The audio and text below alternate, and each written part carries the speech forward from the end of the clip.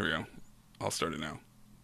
There we go. Now I'm recording. And for people watching the YouTube, we're talking about making a click track. And if you need help, watch the other video that I made. Thank you.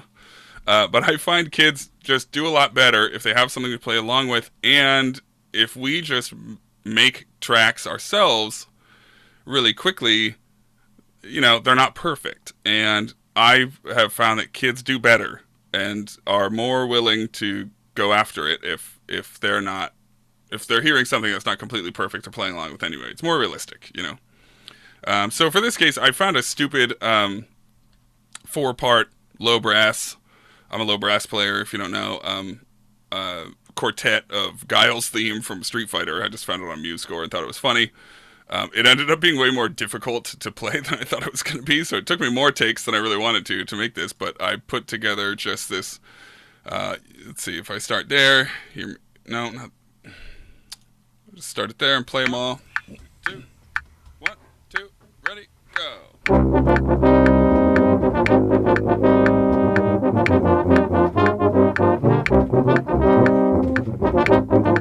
Right, so it's that, and then it goes through the whole thing, and it's not very long. That's part of the reason why I picked it too. Cut off, and then I like to do a little thank you and thank you very much at the end. I don't know why. I just think it's nice. When that's done, when you have it somewhat right,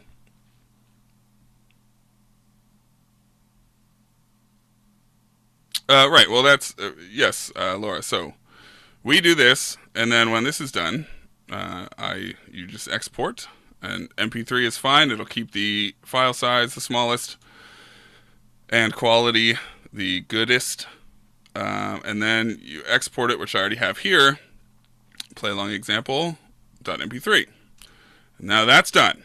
Once that is done, what you want to do is send it out to all your kiddos.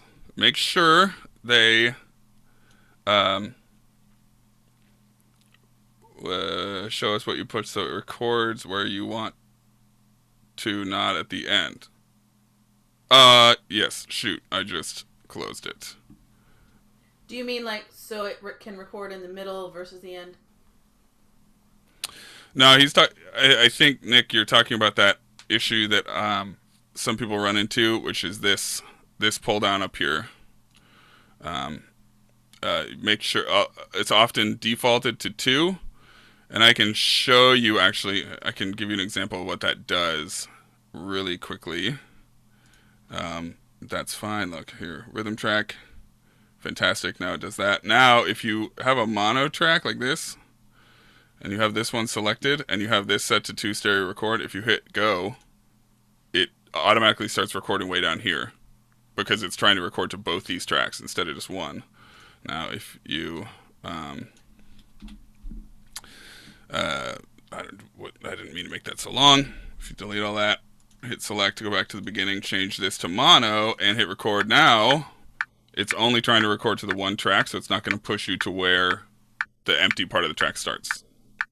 That's I've had a number of people. I didn't know that it defaulted to that for some people. I don't feel like it did for me, so that wasn't a problem I was anticipating until I started getting the questions, but that's what questions are for. Cool. So basically, then you get this play along track, which you send out to all your students or whoever, and make sure they really need like 2 devices. And in this day and age, unless they have invested in yes, all of your scholars, unless they have invested in some sort of recording technology, your best bet is just going to have them be record with their phone, because phone microphones and built-in compressors are way better than honestly most laptops and things like that. And the video quality is pretty good, and they're all roughly the videos will all be roughly the same size too when you get those, which is nice. What format do you usually have them record? Just what I mean. Generally, iPhones will default to .mov, the QuickTime file, and Androids will default to MP4, which is like the Windows media thing. I will generally convert them all to MP4, which you can do different ways. You don't need to.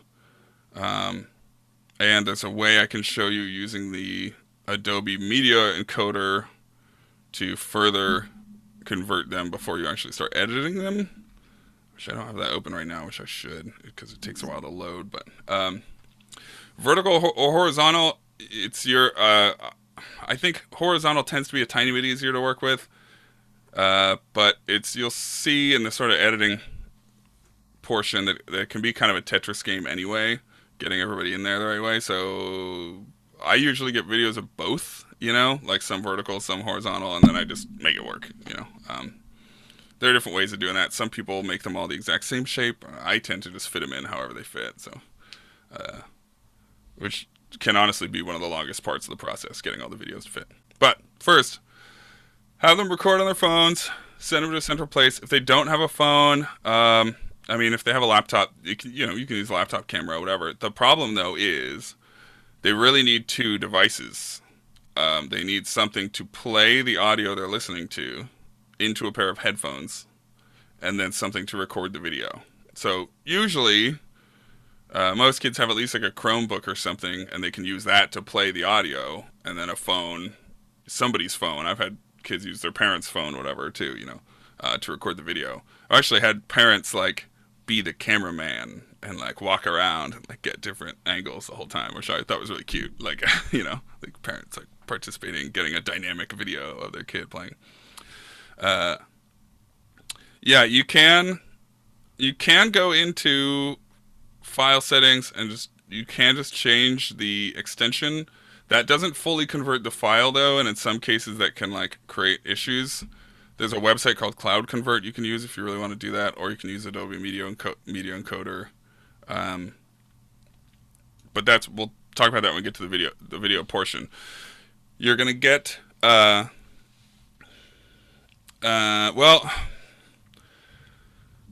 it's tough. Generally, theoretically, you could try and use one laptop. I have not tried to do it myself. They might run into issues with it not being able to record audio while it's playing audio through headphones. Usually I've suggested they'll use the parent's phone or something like that. Solution. I can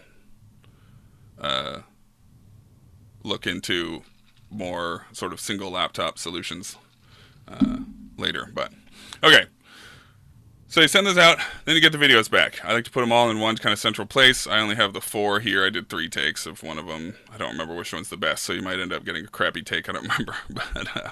But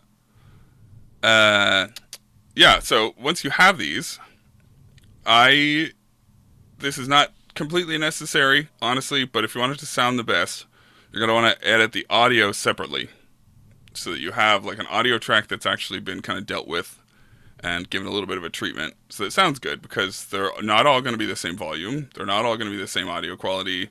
They're not all going to have the same, frequency levels. And if you just slam them all together into a video, there's a good chance that the second clarinet part will be the loudest, and you won't even be able to hear the melody and all this stuff. So the program, I kind of had to learn how to use it because I had never used it before, but we got it through the district, through that Adobe Creative Cloud, is Adobe Audition, which is behind here. And when you open it up, it just looks like this. This kind of blank thing. So you need to get the audio from the video in here, from the videos, so that you can edit it. And Adobe actually makes it pretty easy. Up here this is just a little window that is all the files you're going to be working with. And all you have to do is double click in there, and it brings up this guy. And here you can go on your computer. This is in my demo series folder and Guile's theme. Go on your computer and find where you saved the videos. And I don't know, I'm going to assume that the 3rd take was the best one. That's UF1, and you can select them all if you hold down Control. Hold down Control while clicking. 1, you've 2, you've 3, and then tuba over here. And just click Open. And it will import them, like so.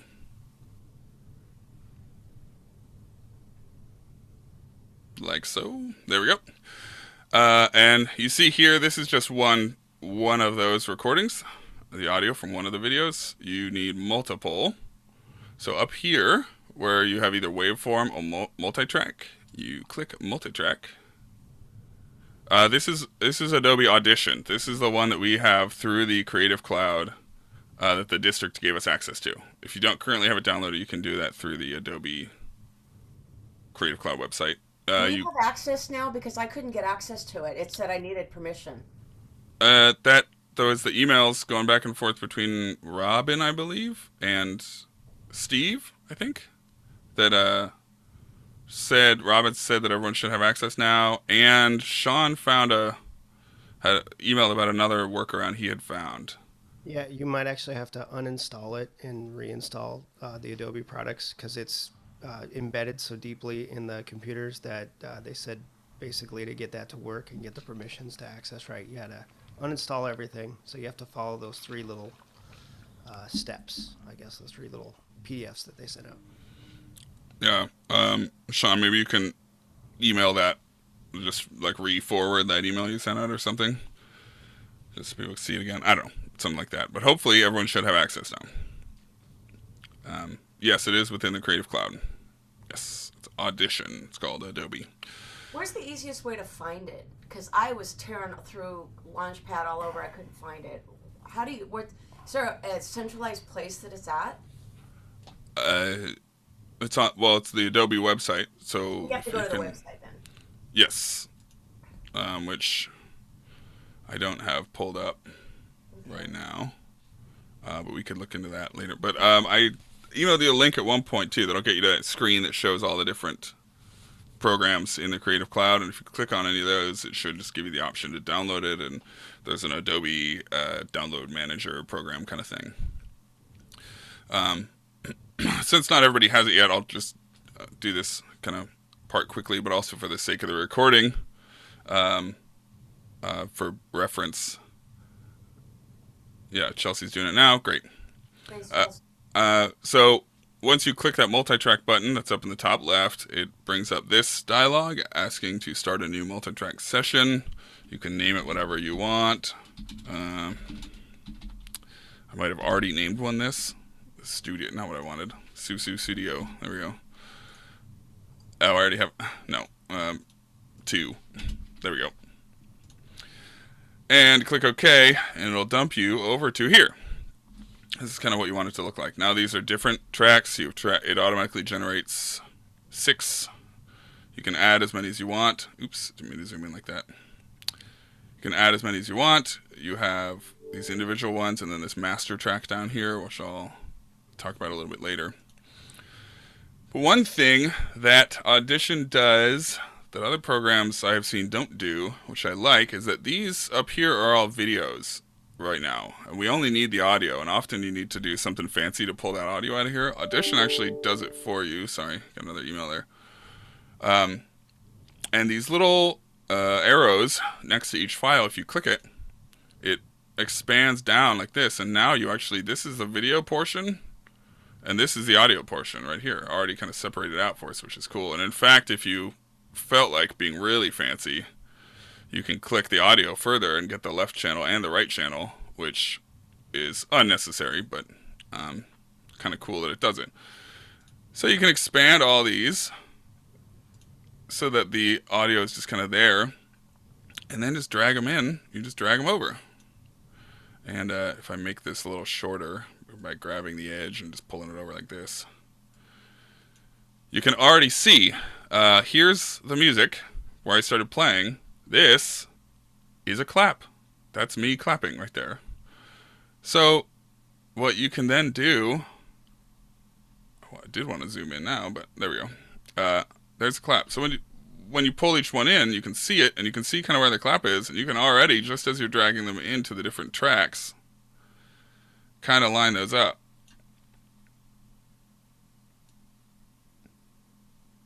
which is already going to be pretty close. And then usually, now this, of course, I'm going through this fast.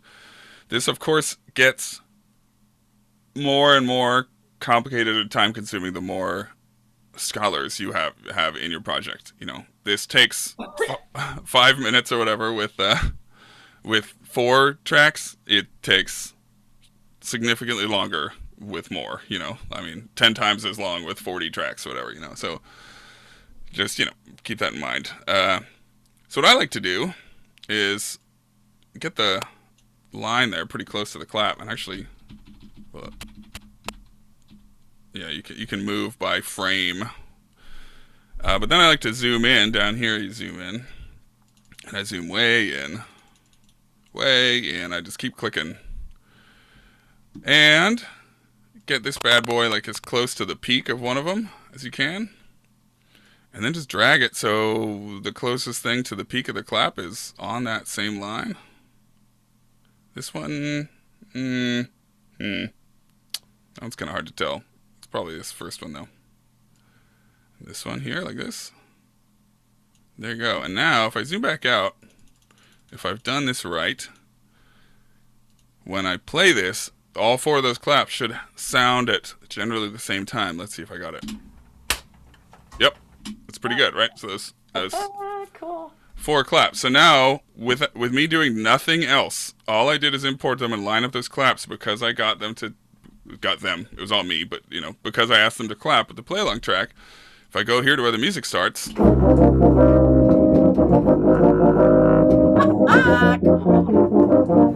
right? So it's lined up pretty well, right? Some of the spots isn't because I drag in the tuba at one part, but we won't talk about that. So that's already cool, but now some other issues arise, right? You see down here at the bottom, right? Because the beginning, number one, not all parts are going to actually start at the beginning of the playing, Karen. You know, like if you have a part where the flutes rest at the beginning, or it's only sopranos who sing it first, or whatever.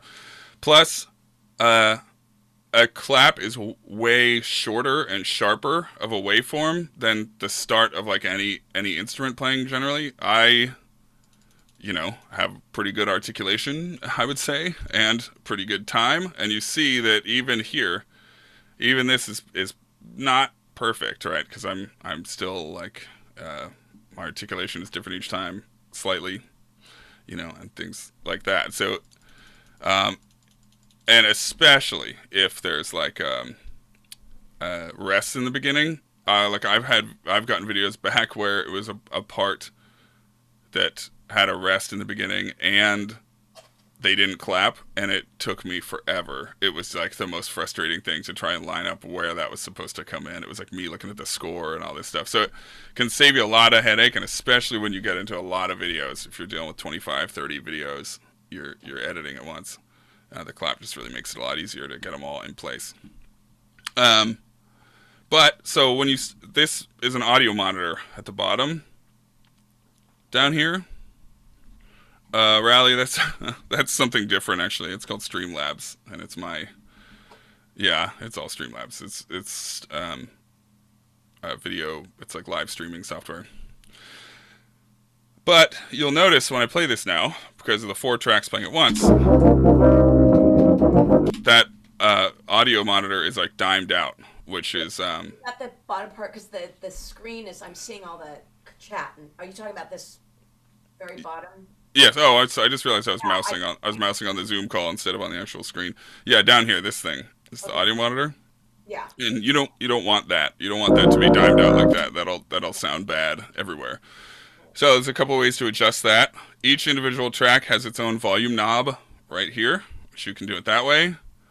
I tend to prefer bringing up the mixer, which you can either press Alt-2 or click Window and Mixer, and it brings up this faux sort of mixing board here. And these are all your different levels down here.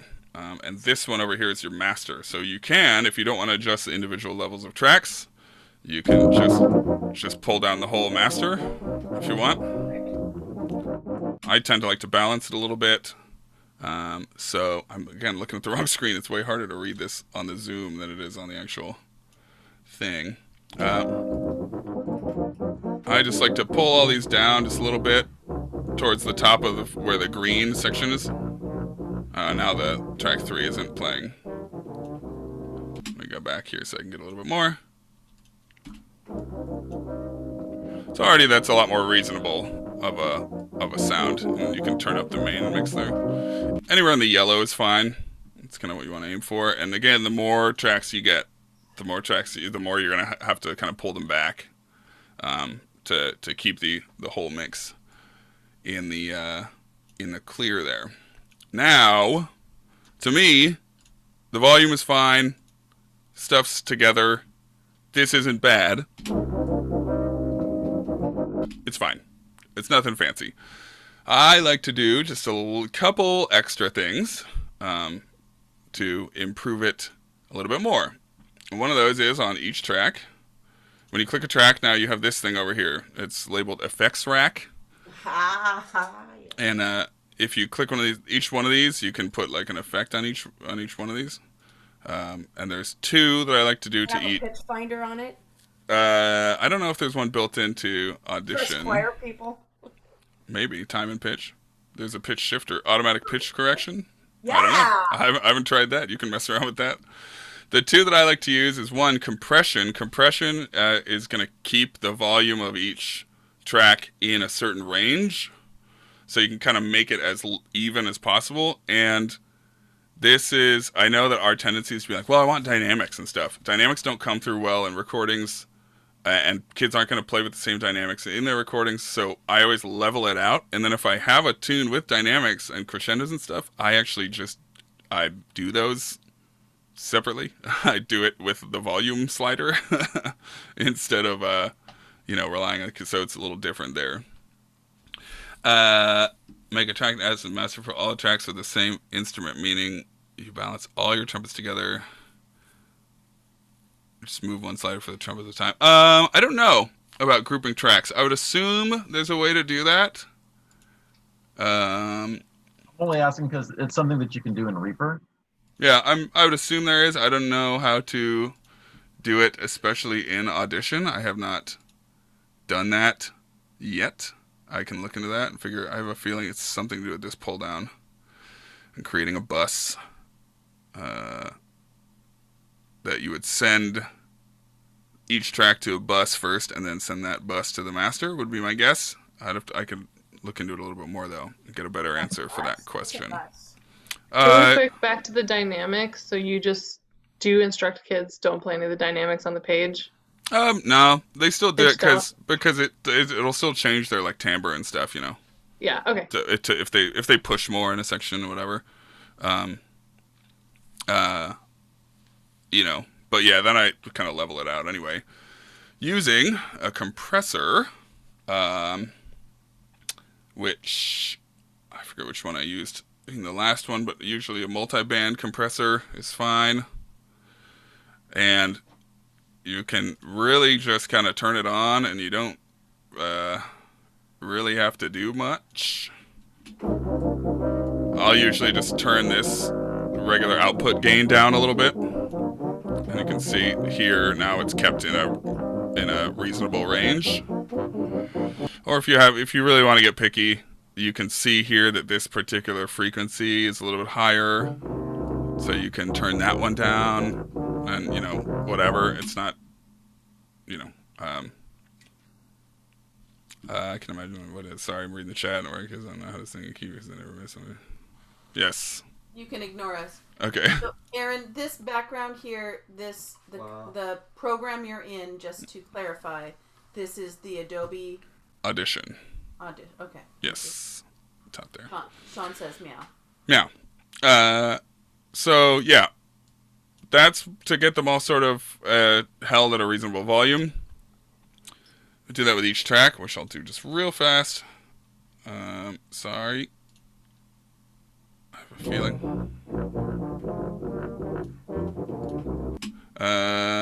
Do that real quick. Real quick.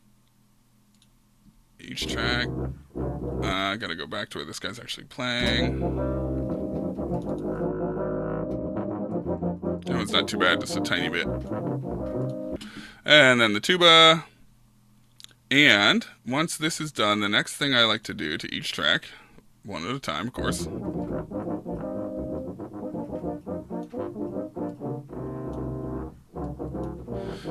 is do a little something that I feel makes them kind of sound like they're all playing in the same room, which is sort of the next step for me. And that is just a little bit of reverb. I had to like figure out how to use their reverb on here because it's a little bit different than what I'm used to on other stuff.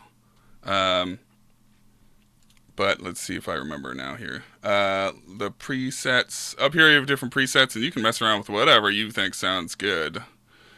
Where There's did all you kind. find that? I was writing. It's just another effect here. I clicked on this guy Oh, and then down to reverb, and this is their studio reverb. They also have full reverb. Shoot. No, okay, that's not the one we want. Nope, get away. I did all this. I have a video of me doing all this. I'm currently editing. It'll also be up on YouTube, so I'm kind of doing this again right now. I'm trying to remember exactly how I did it in the other video, but you have these presets here. Room ambience is usually fine. And if you want to deal with kind of one track at a time, which track am I even dealing with right now? Am I on the tuba? Yeah. You can hit this S button on each track. That stands for solo. That'll mute everything else, and it'll be just that track. Ugh. Doesn't sound great. But yeah, it gives it. It's kind of almost hard to tell even. But it gives it. Can you do them all at the same time? Do them all. What do you mean do them all at the same time? Like, can you just like do all of them? Just say I want it all in this reverb, and just swipe them all and do it all at once, or do you have to do it one at a time? What? Doing it one track at a time is just going to be better because not every. Because since they're not all in the same room, every recording is going to have a different amount of. Some of the kids are going to be in a room with no furniture and hardwood floors. Some of the kids are going to be in a room that's, full of clothes and carpet. And so you're kind of trying to figure out how each one is leveled out to the most even for me, Okay. This part's not completely necessary. I just think it helps it sound better. I also realized I didn't put that on the tuba track. I put it on this one.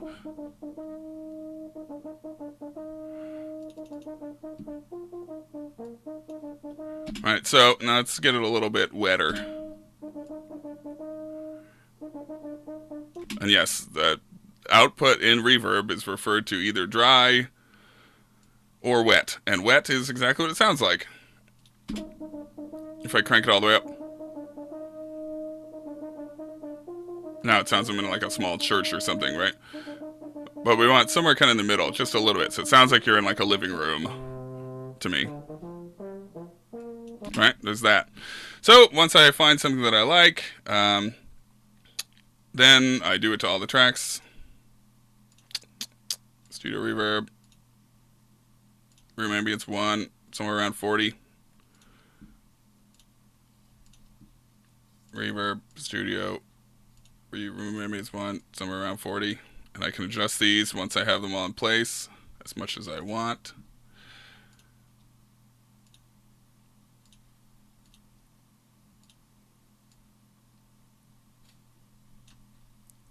Yeah.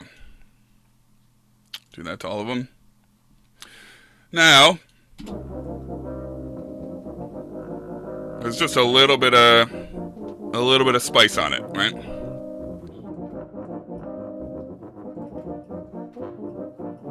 Now, once that's done, now I feel like each track's pretty good. I might mix it a little bit further if I really wanted to, but now I want to affect sort of the entire, this is what I think about affecting the entire ensemble, which happens down here on this master track. Right now, all of these tracks are actually sending down to this master track first, and then that is getting sent out to the speakers. So that's what we're hearing, is everything that's going through this master track, and you can add effects to that as well. I usually also add a compressor just to make sure if I crank up other stuff, it doesn't get too out of hand. And in fact, I might turn this back up a little bit here. give me a little extra room. And then I also add reverb to this one, but this one I usually go a little bit spicier on it, make it like a more of like a hall kind of a sound, you know.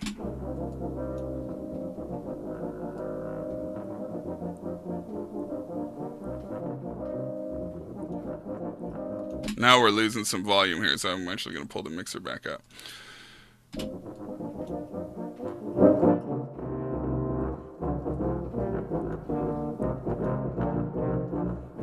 And I'm going to pull that reverb back a little bit, because now it's too much. Let's see. Room size.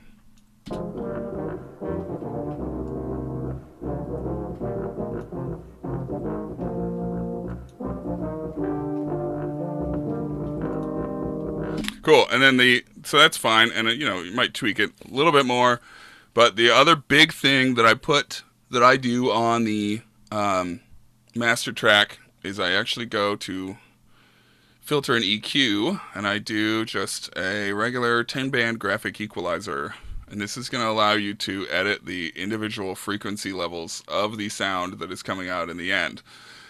Right now, one, I'm playing low brass, and two, it's all recorded from a phone, so the sound is, to me, a little bit muffled. It's not super clear. It's a little bit of a dark tone right now. I'm sorry, what does it say? Graphic equalizer, EQ is also with that. And this is going to be the individual frequencies here, and it goes left to right. These are your very low frequencies, your mid frequencies, and then your high frequencies. And if I play this,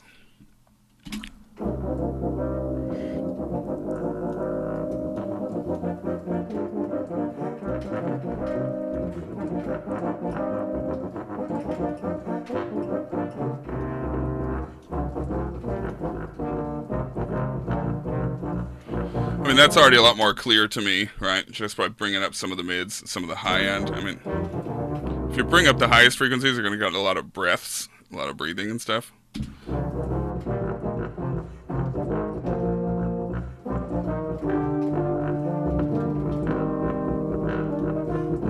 Yeah, that's pretty good. That sounded alright. I would put more effort into this if I were, you know, if this were a real thing. But since I'm just kind of trying to demonstrate, I want a little bit more melody.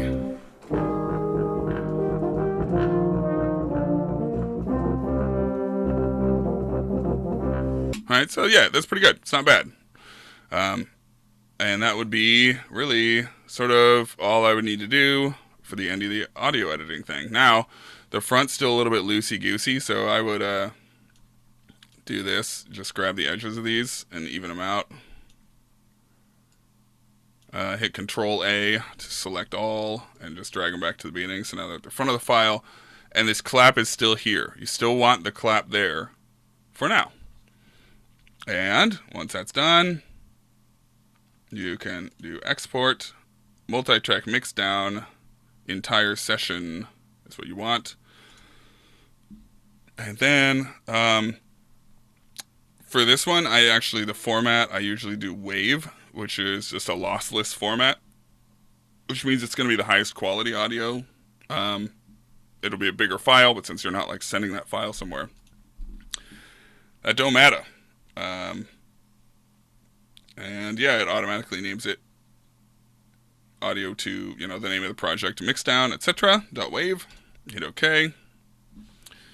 It'll do its thing over the course of about 10 seconds. Now, if I go back to this folder, here is that one that I just did. That's what I did before, actually, but whatever. And if I play this,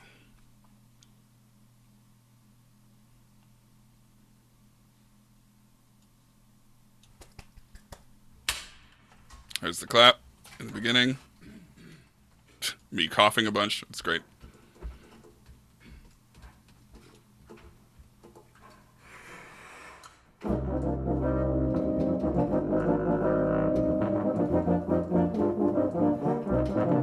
There you go. And there's the audio of all four of the videos from phones mixed together. Once you have that, now it's time for the video portion. You wouldn't normally be doing this all one right after another like this. I usually try and edit the audio as I get videos, because you don't get videos all at once, right? You don't get like, well, you hopefully don't get videos all at once, but sometimes when you set a due date, you get like 30 kids waiting to give you their videos all at the same time. I try to encourage kids to be like, just do it, and as soon as it's done, just send it to me. Don't wait till the due date, whatever, please, to make my life easier. And then as I get them, I will edit them into the audio and make it bigger and bigger. So I do all that separately. Then this is Premiere Pro. This is the video portion, which I think is the easiest portion. It just is also the most time-consuming, which is unfortunate, but it's the way it is. This is the screen you get when you first start it up. If you click New Project, it's going to ask you what you want to call it. I'll call it Giles Theme Video Demo Series. I don't know why. Hit OK. This part takes a second. These are big, beefy programs, so it has to chug through a lot of stuff. The good news is they can do a lot, but we don't really need them to. The stuff we need them to do is like the bare minimum of what some of these programs can do, which is good news for us, because that means, one, it can do them well, and then two, once you know where to find the sort of limited number of tools that you actually need to get this done, you can do it pretty quickly and effectively. And so that's what I'm here for, hopefully, to show you where those tools are. This is taking a second. Does anyone have any questions? I do. I have burning on them. Okay, Merlin, what's up? Real quick question. Okay, so like if worst case scenario, the kid can only get you a video through Flipgrid, is that going to work? It will. I have found the Flipgrid audio quality to be not good. But, you know, this is the thing. Here's the great secret of all this. If a kid's audio is bad, and you have an ensemble of 30 kids singing or playing, you can just kind of turn that kid way down, you know? Like, I mean, also stuff like cutoffs, if they don't all cut off at the same time, you can make them, you know? Like, if a kid plays one wrong note, you can literally take that note out. You can be like, that one's no good, and just pull it out. No one's going to know, and they're going to have a product they can be proud of, you know? Okay, another question. Mm-hmm. Phone settings. So when you have the kid do a recording, right? Mm-hmm. I've been reading about that. Like some say, I think it's 720, and the other ones say or 1080. Do you know anything about that? Yeah, it's not. I wouldn't worry about it. In fact, the smaller is almost the better, because it's so 720 as opposed to 1080.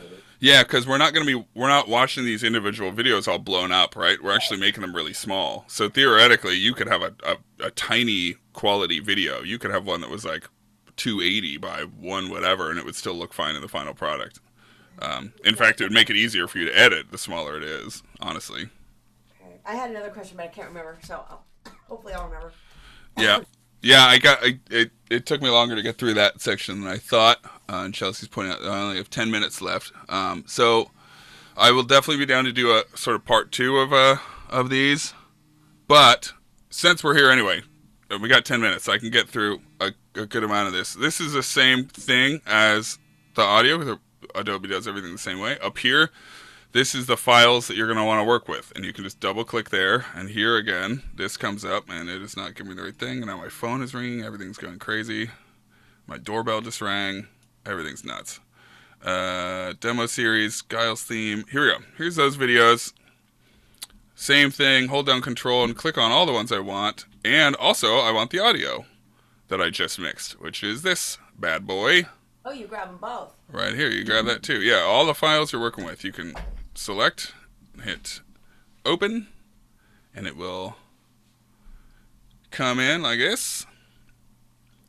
Then you can just start with one.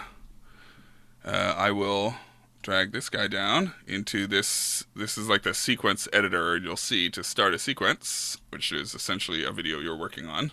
Just drag something down there, and it will, hey, there I am, look at that. Wearing my glasses, looking cool and lazy. Oh, Great. okay. So you dragged it down there, and your video came up in the upper corner, and your audio came below. Yeah, and this is the video, and this is the video's audio, Okay. which in the end I don't want. Oh, got it. Oh, the bottom one is the video audio. Yes, exactly, which I'll show you how to deal with in a sec. Got it. But you can use that for now. To make these bigger, you can... I don't want to make that one bigger. You can go like this, just grab the edge and just make it bigger. Now you can see where the clap happens. I want to zoom in, which in this I use this bar here. You can see where the clap happens. Put the cursor close to where the clap happens, and then use your arrow keys, and it lets you move one frame at a time. And I find exactly where my hands come together, which is that frame right there. That's the one. Boom. Clap. And then I like to add a marker, which you can just press M on your keyboard. You paid for this stream. Yeah, now I have a marker there. And Premiere is really cool about this magnet grabbing to markers. See how anytime I get close to it, it automatically is like, boom, like puts it right on the marker. Now I know that marker is exactly where the clap happens. So I want to get rid of the video audio, and by doing that, to do that, click on this. They both get selected. Right click. See, look at how much stuff this program can do. It's insane. But click unlink is what you want, because right now they're linked, and you can't edit one without editing the other. If you click unlink, and then click on just the audio, now you can delete. And now it is gone, and you no longer have to deal with it. And The blue strip there is the video. video only. Okay, got it. Just empty video. Usually, just for me, once I get one video in place, then I will add the audio into this audio one, this audio track one. This is the mixed down audio that I did. And I will find the clap there, which you can see. Oh, it's behind my head right now in the stream. Sorry, here we go. There we go. You can see right there.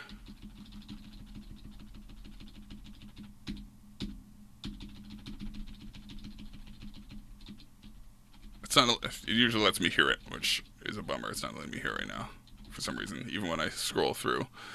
But what I can do is zoom way in. There's a lot of zooming in for me, and put this cursor right as close as I can get to it. How close is it gonna let me get? Just a little bit out in front. How about that?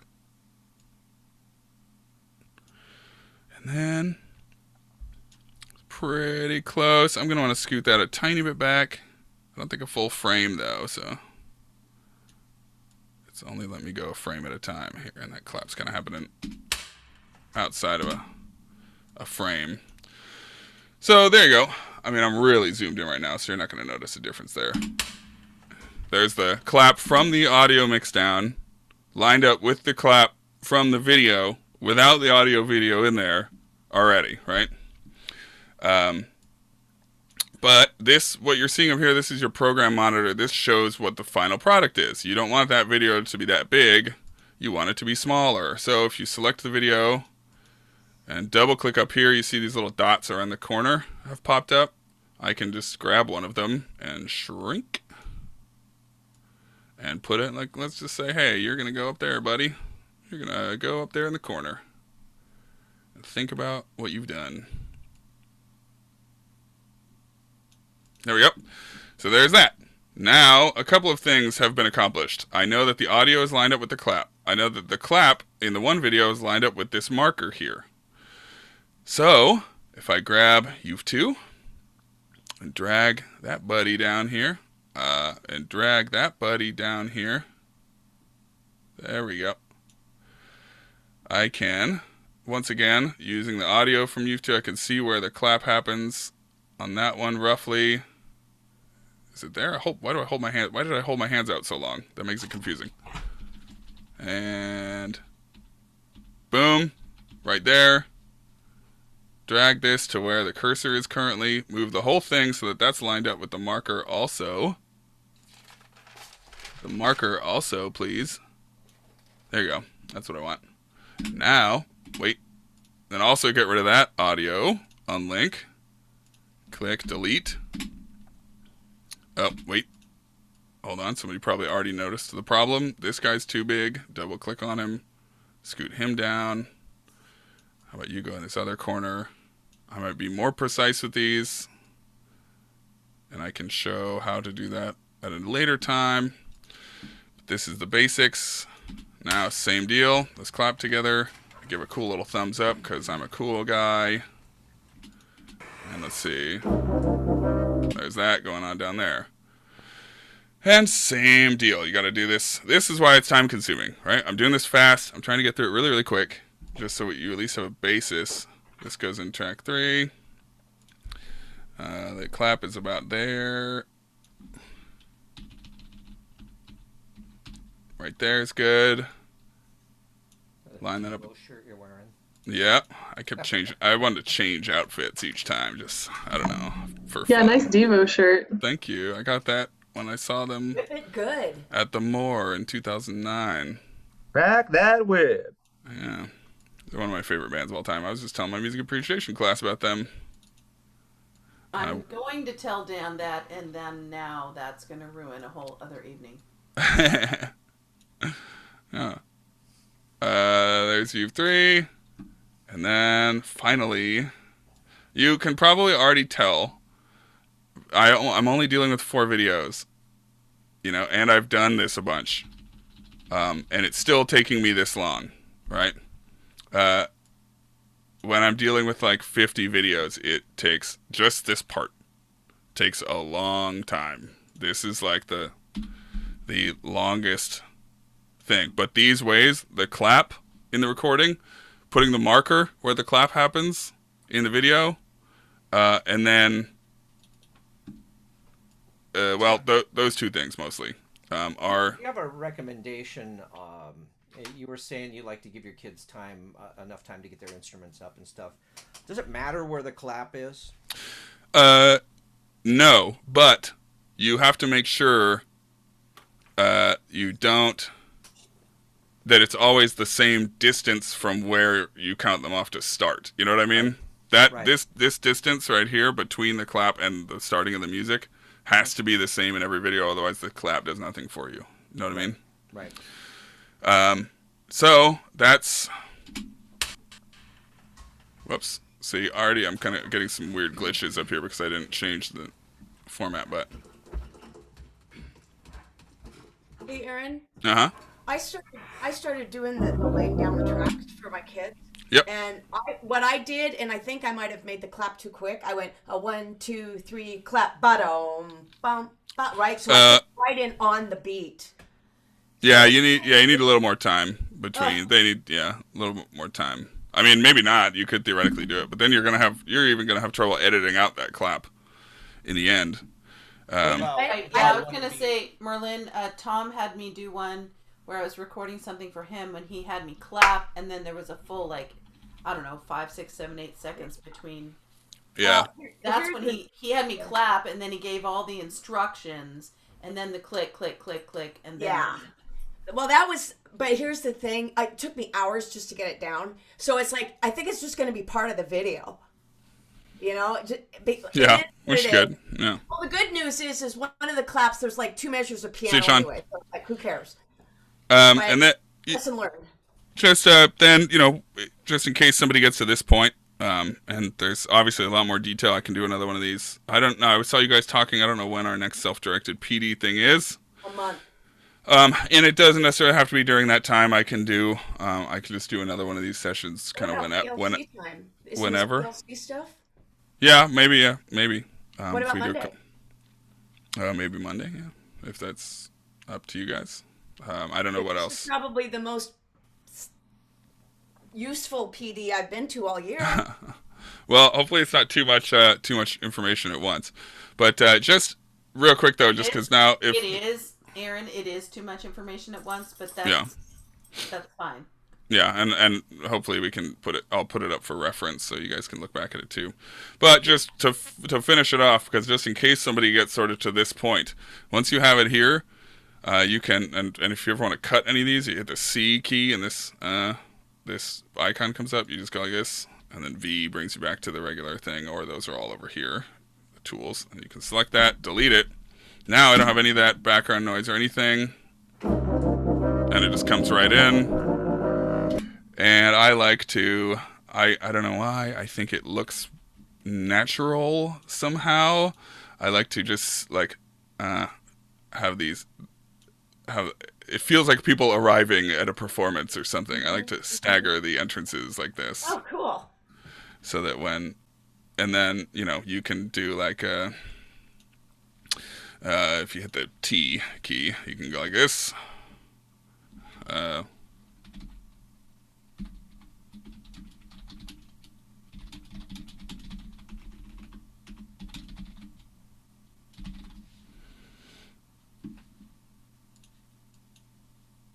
And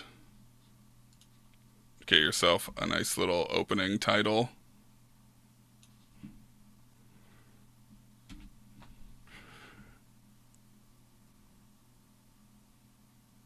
I would make this shorter. I did this really fast.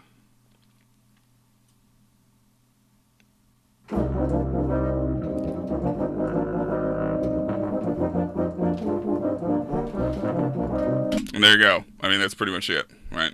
So, okay, so like if you got really good at this, Mm-hmm. you know the videos where you see like the virtual choirs and they've got the things, the frames swinging out and coming in and out and all this stuff and movement. Mm-hmm. Does Premiere do stuff like that?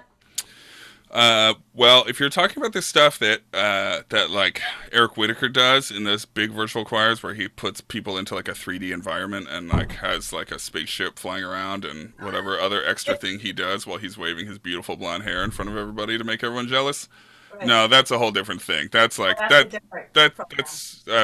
you could do that with another Adobe product called After Effects combined with Premiere and probably also some kind of crazy 3D modeling and a stuff. master's degree in it, right? Yeah, that's way beyond where I'm able to do. I can show you how to make stuff move around, and I will actually during the video editing stuff, how to make like the ones move around, how to switch frames, stuff like that, and some workarounds for how to make this all happen on our district laptops, which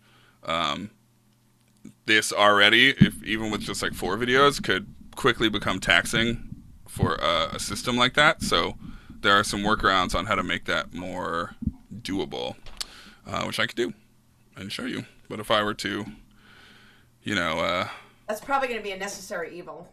Yeah, probably is, I would assume.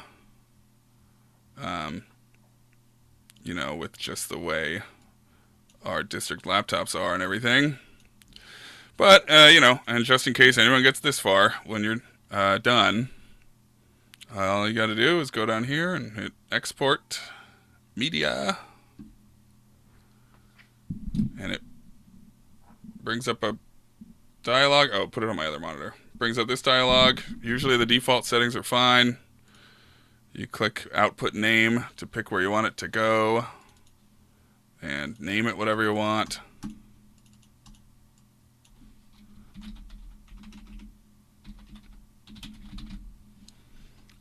Save. And then hit export down here.